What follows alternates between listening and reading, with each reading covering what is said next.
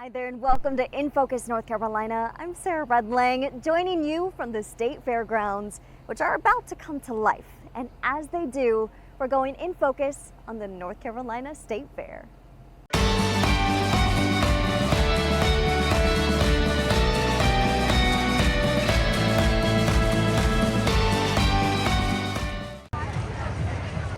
When the State Fair returns this week, farmers will show off crops, livestock, and new tech. The fair's also made a name for its staple foods. I know that in the early 1900s, that was the first time we started to see what now we consider to be classic fair foods, like cotton candy, hot dogs started becoming popular. And its thrilling rides. The first roller coaster in North Carolina was actually at the State Fair, and it was put up in 1891, but it was decommissioned shortly after because they had a malfunction that resulted in injury of some college students. No deaths, thankfully. From the newspaper descriptions, seemed very rickety and terrifying to go on. So starting in the 1880s and 90s, you started to have more rides and entertainment built into the State Fair. And then by the 1920s and 30s, these were very popular. One photograph that I particularly love is part of a whole collection of what's called the Hell Drivers, who were a series of stunt performers who would do these incredible stunts in cars where they would drive over people on the ground and through flames. And I mean, they're pretty astonishing to look at. NC State grad student Karina Burbank is the curator of the State Fair exhibit at the university, which traces the history of the fair all the way back to the event's inception in the 1850s. It was started by the North Carolina Agricultural Society, which was a group of wealthy land-owning agriculturalists in the state who wanted to spread some more agricultural education to other landowners and agriculturalists within North Carolina. The fair remained privately owned until the 1920s, when the Agricultural Society went into debt, allowing the state to take over just before the Great Depression. From 1879 until 1930, the NC Colored State Fair operated as well. A group of Black business owners and agriculturalists in Raleigh created something called the North Carolina Industrial Association, or the NCIA. And the founders of the NCIA decided to make their own state fair, which would highlight the works of Black business owners and farmers and agriculturalists. And that NCIA state fair was held typically the week after the main state fair. In the early 1900s, Jim Crow laws were established, officially segregating the state fair.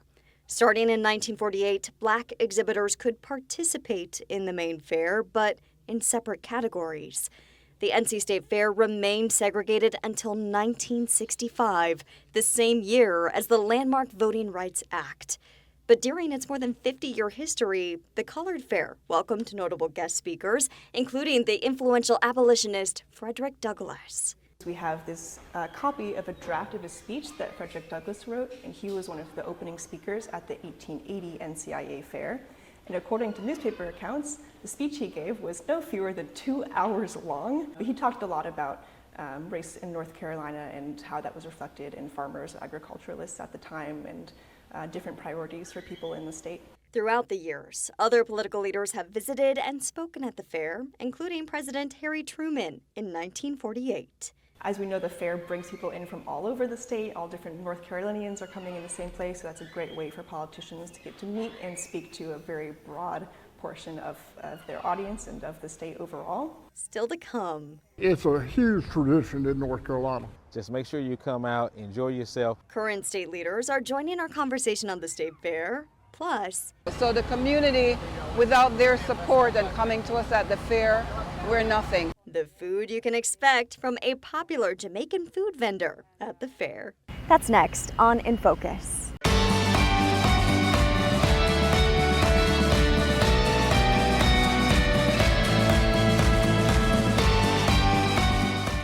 Watch In Focus North Carolina on our website, SpectrumLocalNews.com, or on the Spectrum News app.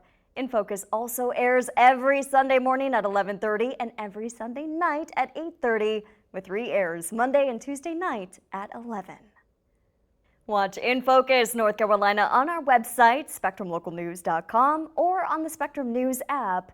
In Focus also airs every Sunday morning at 11:30 and every Sunday night at 8:30, with re-airs Monday and Tuesday night at 11.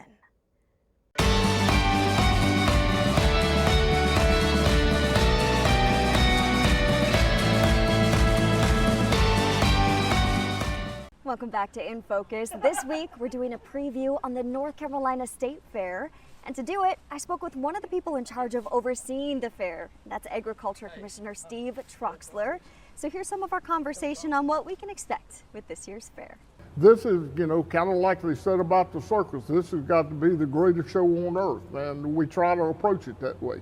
And what's a circus event without its food? Commissioner Troxler says there are close to 90 new foods coming to the state fair this year. Probably one of my favorite things about the fair, the tradition of the years past in agriculture, the tobacco displays, the flower show. So that's important for one segment. But then there's a segment of people that do want to ride the ride. So we have over 100 rides here, and the largest midway in North America is right up there. So that part, and of course food. We do ribs, we do the bow now, our jerk chicken.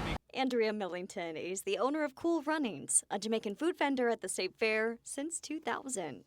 And we had a breakthrough in 2018 with our first win, which was the jerk pork wrap with the mango salsa. Now since then, Cool Runnings has racked up a number of awards at the State Fair. 3 awards and Best in Show. If it wasn't for the community, we wouldn't be Cool Runnings here in North Carolina.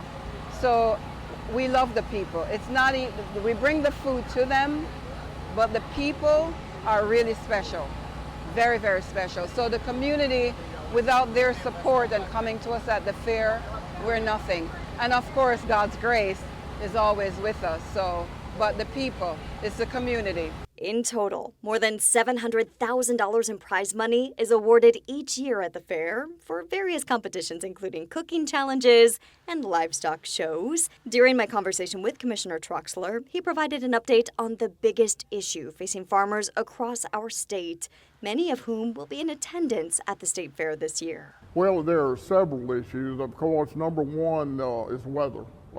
We came out of 24, which was probably the worst production year we've ever seen.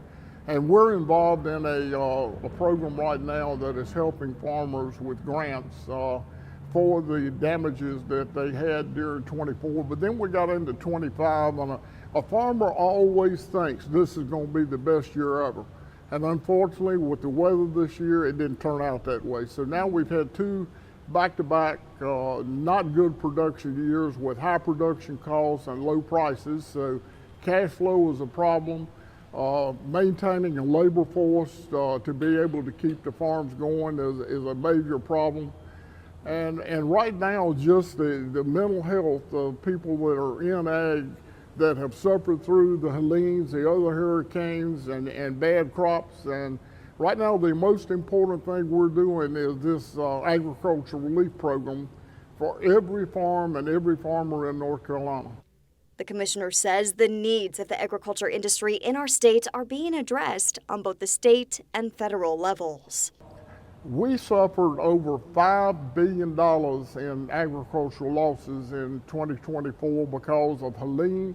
But also, if you remember, we had Hurricane Debbie hit us. We had 2 major droughts. So overall, it was just awful.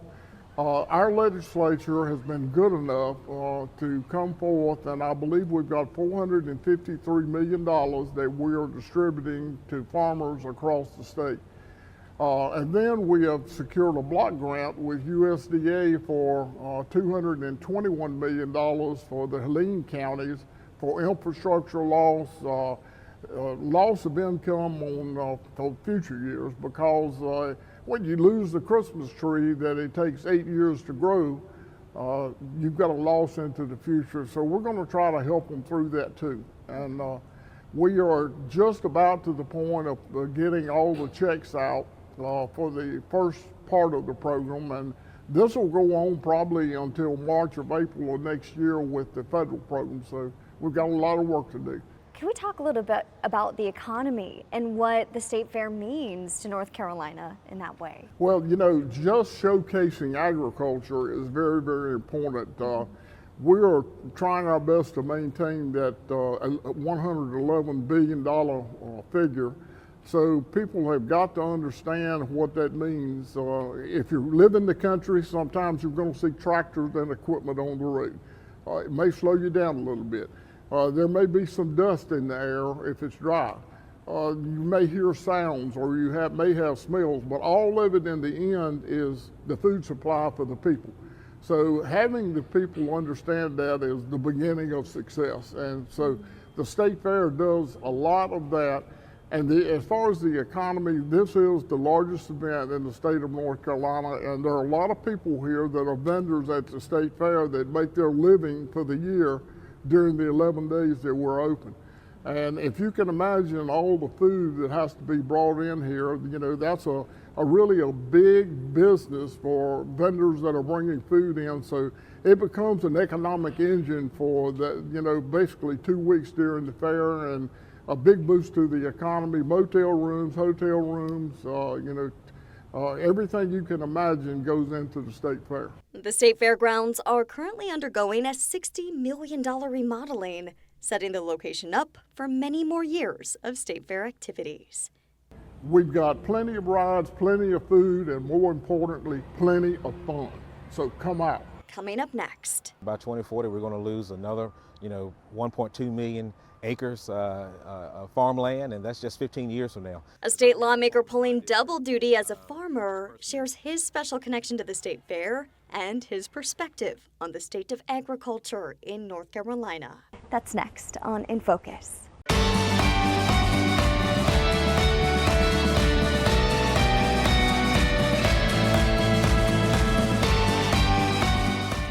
Watch In Focus North Carolina on our website, SpectrumLocalNews.com, or on the Spectrum News app. In Focus also airs every Sunday morning at 11:30 and every Sunday night at 8:30, with re-airs Monday and Tuesday night at 11. Watch In Focus North Carolina on our website, SpectrumLocalNews.com, or on the Spectrum News app. In Focus also airs every Sunday morning at 11:30 and every Sunday night at 8:30, with re-airs Monday and Tuesday night at 11.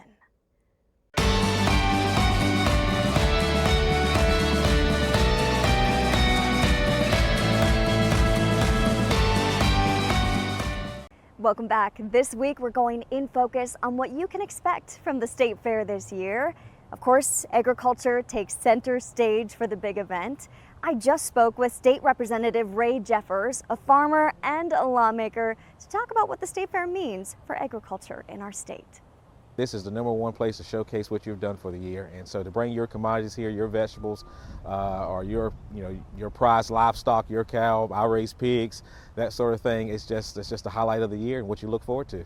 Representative Jeffers is a fourth-generation farmer with a special connection to the fair. You know, being a fourth-generation farmer, and like I said, growing up and being so involved in, different organizations like FFA. I was president of my high school, and I think one of my earliest memories is milking a cow here. That was something that I didn't get experience on the farm. So, it's a great time to be here, and for me to see all the new equipment, and so just to see the different advanced technology that's coming out for the year. Yeah, I love that. You mentioned FFA. Of course, we've got 4-H as well. How do programs like that kind of influence the next generation of farmers and also honor some of that history of agriculture in our state? They do a good job not only introducing new children to agriculture, especially in our more urban areas that may not be as familiar, but also promoting those that are growing up on farms or in rural areas to kind of, spark their interest even more and to learn more than what they are just maybe at their local clubs. So I know a lot of people experience kind of farm life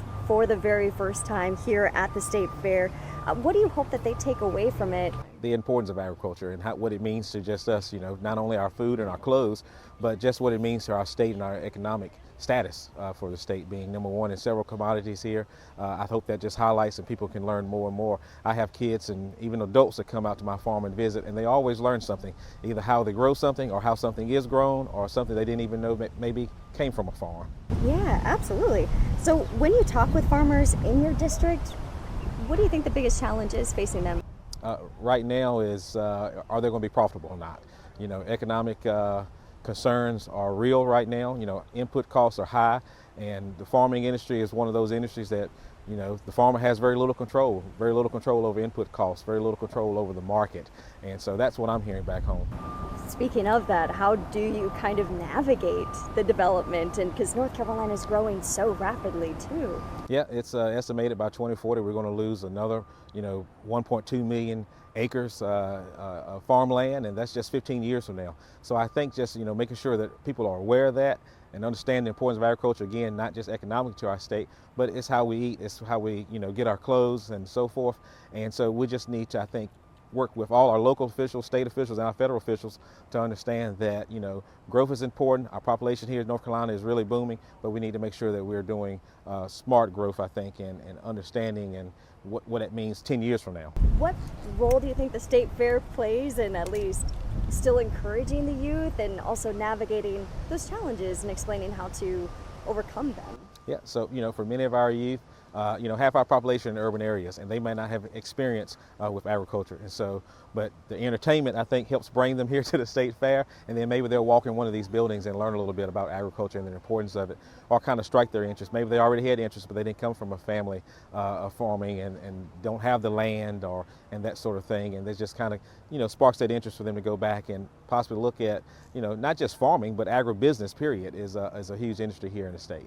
Right, and I imagine connecting with farmers who are established and have been doing this for generations like your family probably helps the youth as well. Absolutely, and unfortunately, we have a lot of farmers that are aging that don't have someone coming behind them, and so I've always been a proponent of, kind of a mentoring program, so to speak, or something to where those farmers can introduce those youth that may not can afford either land costs or equipment costs to go right into farming, but they're looking to retire, and maybe we can do some type of partnership there. When it comes to advocating for agriculture in the General Assembly, Representative Jeffers utilizes key allies.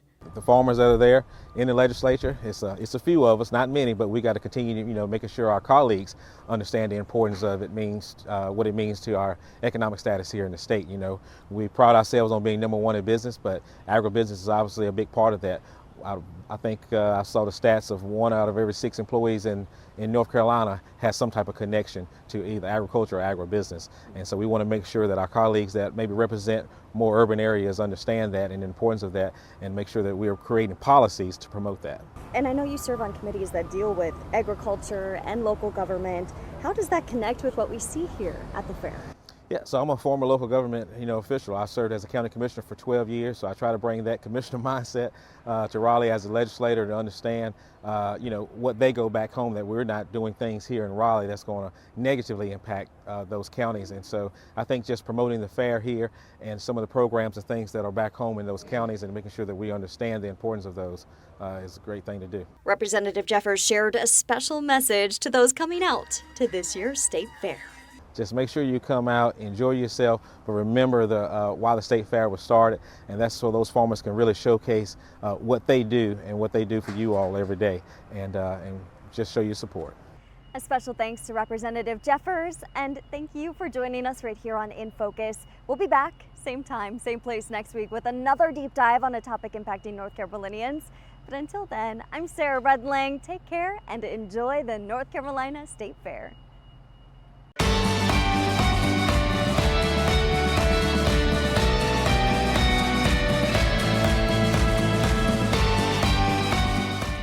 Watch In Focus North Carolina on our website, SpectrumLocalNews.com, or on the Spectrum News app.